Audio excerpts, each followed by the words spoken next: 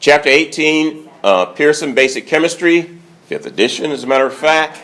Chapter 18, Biochemistry is what we're looking at. You're going to look at carbohydrates, disaccharides, polysaccharides, carbs, lipids, proteins, protein structure, proteins and enzymes, nucleic acids, and protein synthesis. This will be an overview of this subject matter.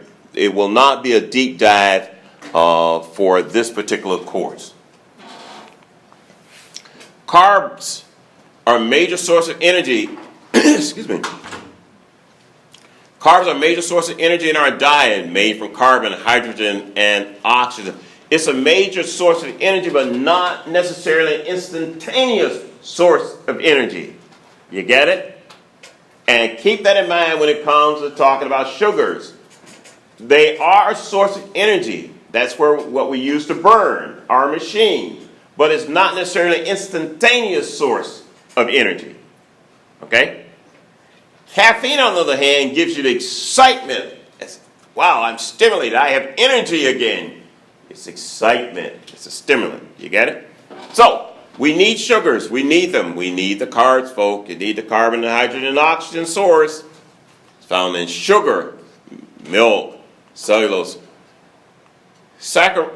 Also called saccharides, which means sugar. So we have these carbohydrates, which are saccharides, which are sugars.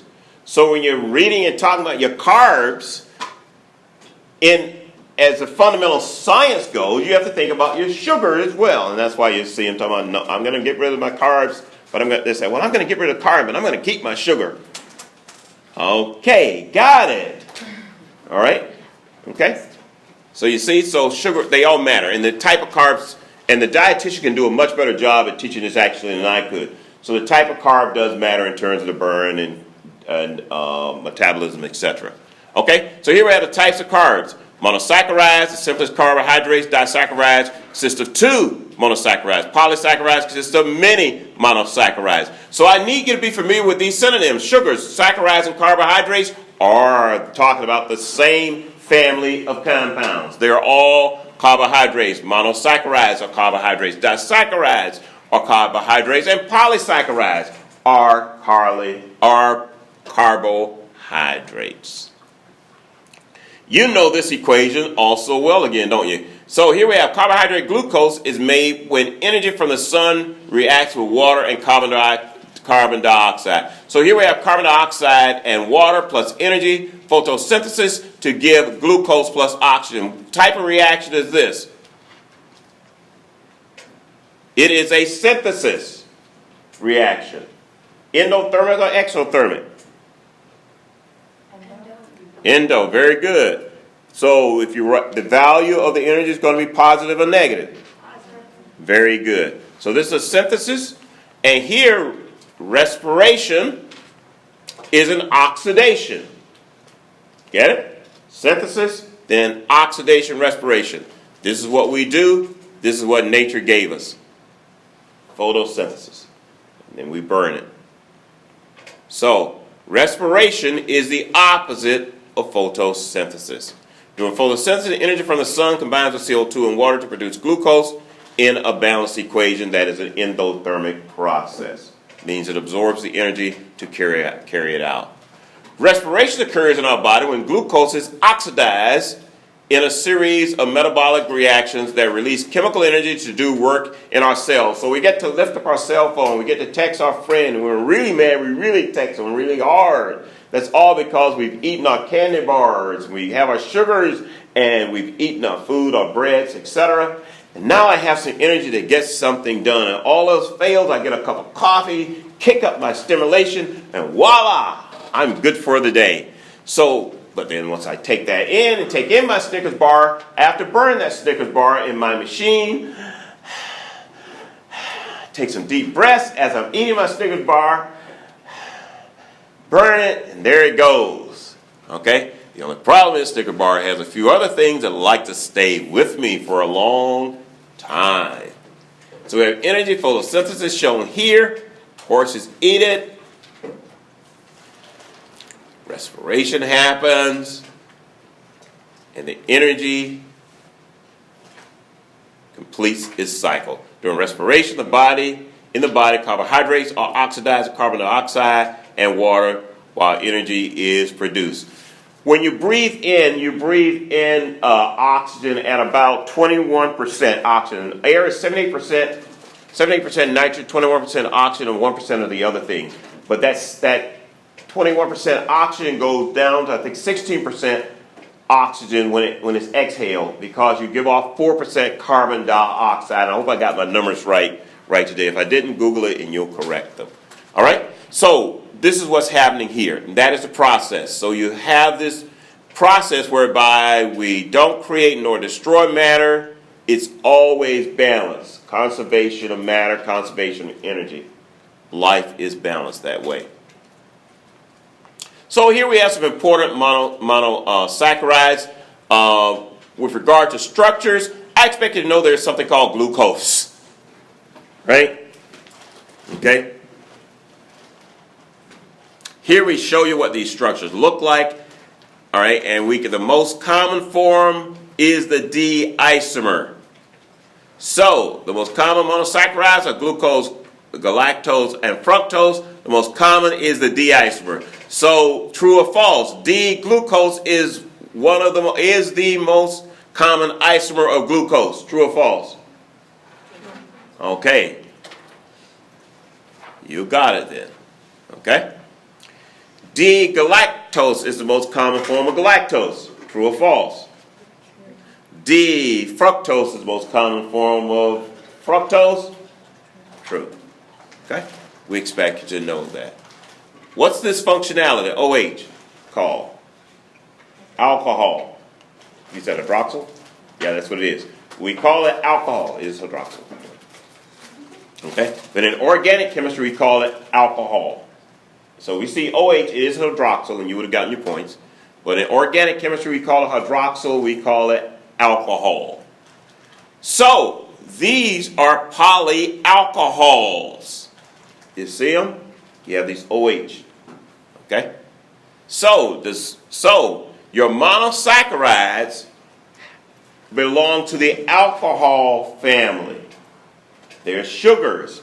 So sugars are alcohols. Here, we draw them. This is one projection in what's called the open chain structure, shown here. And this is one projection that's used. And then there is the ring structure, shown here. Okay? We have what's called the alpha form, and we have the alpha form, and we have the beta form. And circle on your paper or somewhere and note this, how you can tell them apart. Fastest way to tell this alpha form from the beta form. And I don't know of a trick to try to tell you that. I do know something. But, okay. Notice here, if you see this ring structure, take a look at this, and take a look at this. They're on the same side as alpha. Okay? Does everyone see that? I want to be able to show you that. It's easy to point to it. For those who won't see this slide, I apologize. Okay? All right? So we have the hydroxyl here. It's directly across from here. Just look for those hydroxyls. Notice here in beta. Does everyone see that? This hydroxyl and this hydroxyl. It's important to note. So it's not just pointing up, because that's what you'll get. You say, oh, it's pointing up. It's pointing up as long as the drawing is exactly the same here. Okay? But these two, so you find the oxygen, find this one, go straight across. Find oxygen, go to this one, go straight across and look at it. Okay? That's how we know them apart. Disaccharides are composed of two monosaccharides linked together, okay, by a glycosidic bond. That's it. Meaning that you take these and put these together. Okay? Including sucrose, maltose, and lactose. So you have glucose, galactose, and fructose that when they become disaccharides, we have maltose in this case. So notice here, we combine here. Maltose is used in cereal and candies and is known as malt sugar. Has an alpha 1,4 glycosidic bond between the two molecules. In other words, you put these together. This is what? Alpha form. This is the alpha form. Get it? Two alpha forms come together. We get this bond. This is still alpha because they're still on the same side of the ring. Okay.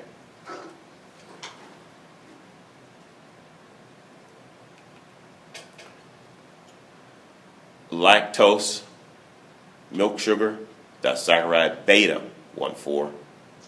See what happens here? We get the beta structure. Right? Where do you do it? It's going to be beta here. Yeah. He blew it. Let's make sure he flipped it. I hate when he does that. I won't get into it. But here it's called beta. So what do we expect you to know? We expect you to know that the glucose, that D is the favorite form. Okay? We expect you to know that there's an alpha and a beta form. And we expect you to know that disaccharides combine, okay, monosaccharides, alpha or beta. Okay? You won't have to draw them. Sucrose, known as table sugar, binds sugar beets, sugar cane. Has anyone ever had sugar cane before? Okay. Sugar beets right out of the ground are disgusting. Yeah. But sugar cane is simply delicious to chew.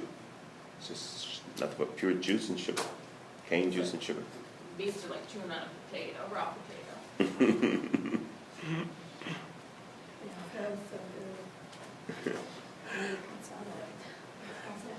So you take these and extract the sugar, as you well know. That's saccharides here. So these are just examples. Okay?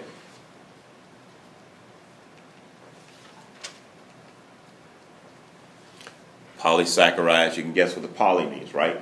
Many. So here's some examples. Polysaccharides, amylose, etc. Cellulose is popular. I expect you to know that cellulose is a polysaccharide. Glucose is a monosaccharide. Maltose is what? Disaccharide. So maltose is a disaccharide. Glucose is a monosaccharide. Did I say that right? Yeah. Monosaccharide. And cellulose is a polysaccharide. Okay. And then we have lipids. Lipids are a family of biomolecules that have the common property of being soluble in organic solvents, but not very soluble in water. This is a statement I'd like for you to know. Okay. Lipids, soluble in organic solvents, but not very soluble in water. And I think you kind of intuitively know that, right? Lipids. Lipids can be classified, composition of lipids that contain fatty acids, including waxes, triglycerols, and lipids contain steroid nucleus, 4 fused rings together. So your steroid ring is characteristic of lipids. I expect you to know this first definition. So lipids are fat soluble, or organic soluble, fat soluble, but not water soluble. And here we show you the different structures of these. Of these structures, I really would like for you to know how to identify this ring. So you will see this ring again. Okay. This is called steroid. This is the steroid. This is the classical steroid ring, and it's something I always just like people to be able to identify. Okay.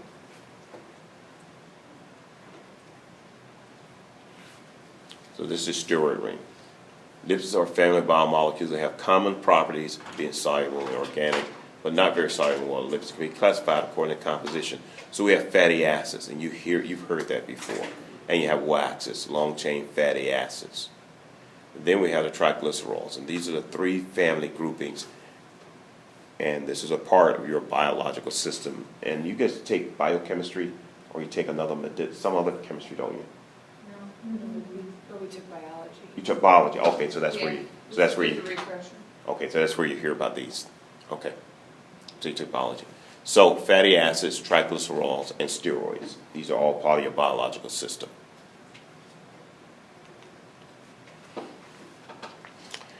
Fatty acids are long-chain carboxylic acids, typically 12 to 18 hydrocarbons. So fatty acids are long-chain carboxylic acids.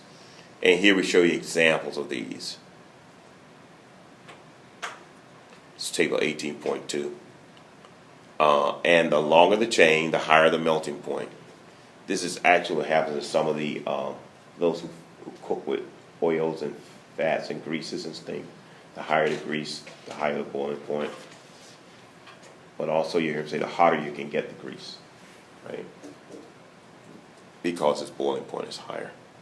So you can get your fish fry at a higher temperature. And then we have unsaturated fatty acids. What's unsaturated? Unsaturated fatty acids are alkenes. They have a double bond in them. And here we show you several examples of these. This is butter, olive and pecan oil, grapeseed. So these are melting points. So this melts, or this takes a higher melting point. This melts very, very low. So this is basically oil, a liquid I mean. These are liquids, linoleic acid.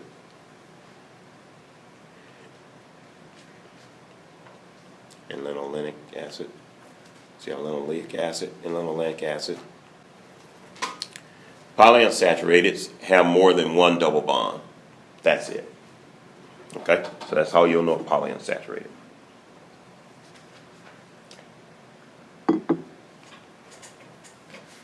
In the body, fatty acids are stored as fats and oils known as triglycerols. Fatty acids are called triglycerides, and triesters are glycerols. A trihydroxyl alcohol and a fatty acid, as shown here. It's easier to look at than to read the verbiage. You have a glycerol molecule plus 3 stearic acid molecules. They come together at this site and form an ester bond. And therefore we have glyceryl triester shown here plus 3 moles of water. This is called a condensation reaction.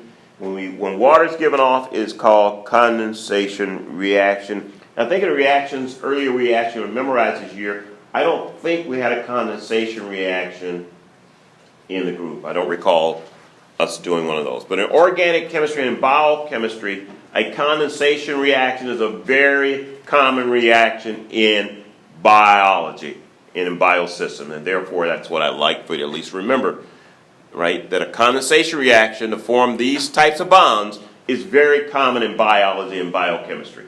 It is a very, very common reaction. Trans fatty acids. Research indicates that trans fatty acids have an effect on blood cholesterol similar to that has an effect on blood cholesterol similar to that of saturated fats. Notice that research indicated that trans fatty acids, meaning these type, have an effect on blood cholesterol similar to that of saturated fats. Okay? So this is called a saturated fat. All right? This is a trans fat. This is a cis fat. Now, margarine is produced by the partial hydrogenation of unsaturated fats in vegetable oil. In a partially hydrogenated margarine, a small number of cis bonds, cis, have been converted to trans shown here, and we also have here when it's fully hydrogenated here. And you've heard these terms, right? Hydrogenated fats and trans fats. This is what we're talking about, trans fats. These have the same effect, okay? This cis has less of an effect, or at least not the same effect, okay?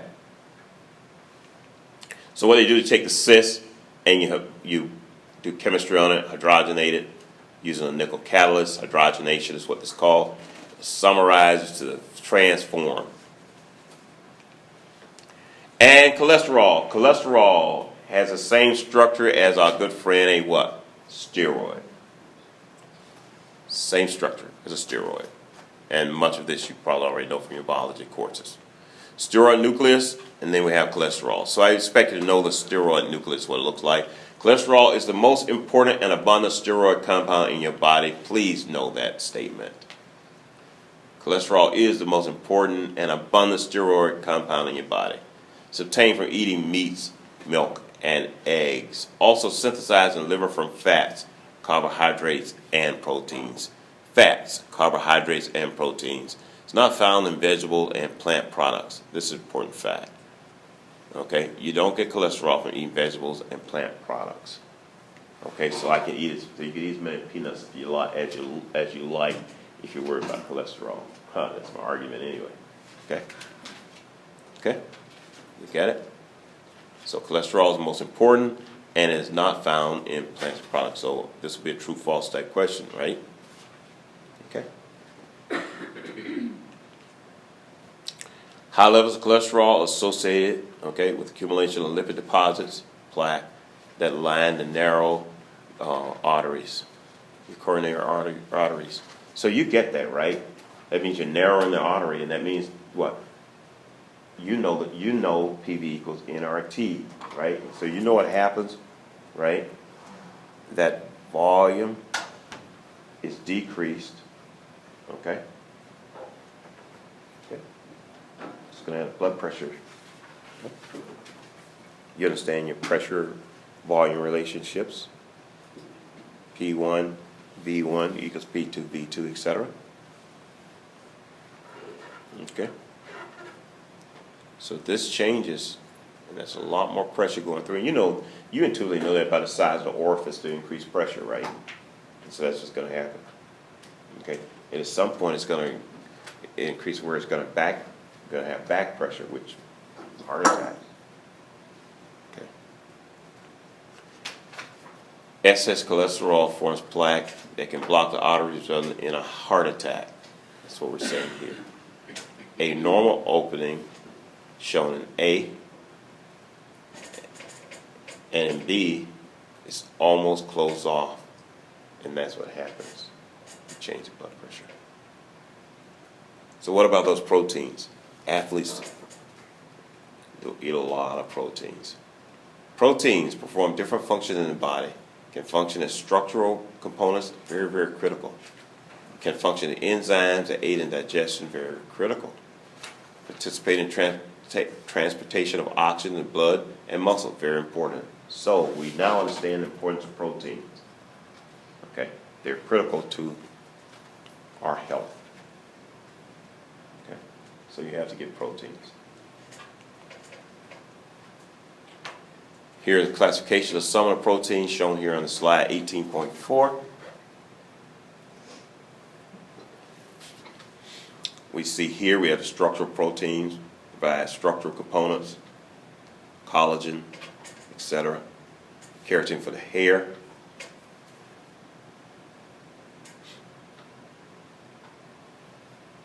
Then we have the proteins that help with contraction, actin, etc. Myosin. We have transport, hemoglobin,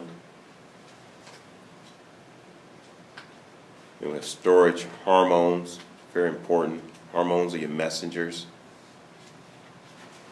Hormones are chemical messengers throughout the body. Insulin's an example shown there. Then we have all the enzymes. Then for protection. So proteins are very, very important and have different classes and functions shown here. Proteins, a polypeptide, 50 or more amino acids, and you've studied that in biology, that has biological activity, so your proteins are biologically active. Yes, proteins are biologically active. Each protein or cell has a unique sequence of amino acids that determines its three-dimensional structure and therefore its biological function. Your biological function is, to a large degree, dictated by functionality and 3D structure. So you have both functionality, 3D structure, and to some degree solubility. Okay, so 3D structure, functionality, and to some degree solubility affects it. And then there's some other factors as well, but those are important. Then we have peptides. Peptide is the mid bond that's formed between a carboxylate ion with an amino ion. And when it happens, we get this peptide bond, and we get many bonds formed, and it's called a polypeptide. Okay. So this is what the chemistry looks like, shown here, slide 23 in this lecture.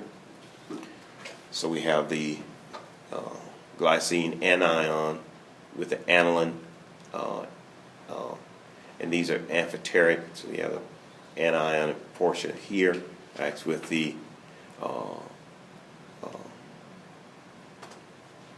cationic portion here. Chemistry occurs. We get the amide bond here, which is peptide bond shown here.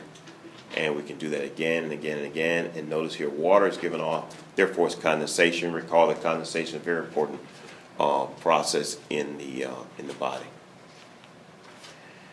Okay, then we have primary, secondary, tertiary, quaternary structures.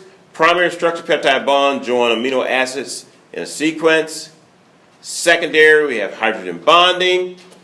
Tertiary, it folds. And this tertiary structure is pretty important. Protein fold into a compact three-dimensional shape stabilized by interaction of the R groups. So it kind of folds on itself and says, boy, this is really a comfortable position to be in. I really like who I am, and that's what it's become. And therefore, this structure helps dictate some of the biological activity. Then there's quaternary structure. So these are all very, very important. I shouldn't emphasize one over the other. So suffice to say the primary, secondary, and tertiary structure, and you can read the verbiage here in table 18.9. Very, very important. So you want to be familiar with this. Two or three in quaternary, two or more protein subunits combine to form a biologically active protein stabilized by the same interactions as a tertiary structure. So it builds, one structure builds on the other, on the other, on the other, as I'm showing you with the bouncing arrows. So the primary, secondary, tertiary, quaternary. So the interplay of the functionality, this organic functionality, is what makes them function the way they do. And then we have our good friends, the nucleic acids. Nucleic acids are molecules that store information for cellular growth and reproduction. Voila, that sounds like an interesting thing to know, doesn't it? Okay? Nucleic acids are molecules that store information for cellular growth and reproduction. Includes deoxyribonucleic acid and ribonucleic acid, DNA, and RNA. Are long chains of monomers called nucleotides. So you have these nucleic acids form nucleotides. Example of nucleotides are DNA and RNA. They're molecules of information in cellular growth and reproduction. Cellular growth and reproduction, you must have nucleic acid nucleotides. And this is where we get our codes that tell us how we will be and who we are. This is our builds our genetic makeup. So the nucleotide, each nucleotide has three components: a base that is a derivative of pyrimidine or purine, shown here. We have a base, we have a sugar, and we have a phosphate group. Okay? And you've seen these before. You heard ATP. Okay? It's a phosphate. Yes. Okay? Adenine triphosphate. So here we have 5-member sugar. And so there's different functionality here. Okay? And depending on which sugar, we get a particular nucleic acid that has a particular function in forming its DNA and RNA, and then it comes together and it gives us our gene code, and et cetera, builds up a character. We know who we are. We have blue eyes, green eyes, the whole bit. The base in DNA and RNA are derivatives of pyrimidine and cytosine, thymine, and uracil. Okay? Purine, adenine, and guanine are shown. So here we have purine and pyrimidine, and so we have these different functionalities. They come together, they give us these different groups.